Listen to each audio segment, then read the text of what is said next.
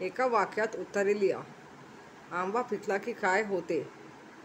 आंबा पिकला की आंब्याचा रंग बदलून त्याला छान वास येतो व तो चवीला गोड लागतो.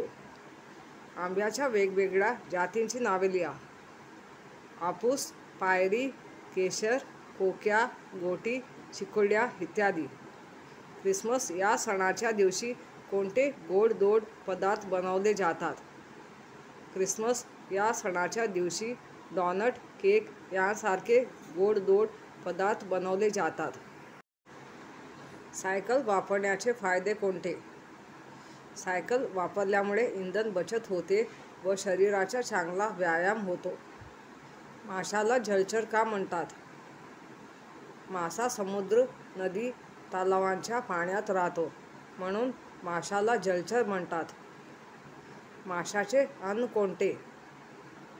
पाण्यातले कीटक, लहान मासे व पाण वनस्पती हे माशाचे अन्न आहे. थोडा विचार करा. अन्न सांगा पाहू. आंब्याचा आमरस तसे केळ्याचे काय? शिकरण. कच्च्या कैरीपासून काय तयार होते? पन्ह, मुरांबा, लोणचं. मला आहे राष्ट्रीय पक्ष्याचा मान सांगा पाहू मी कोण? मोर.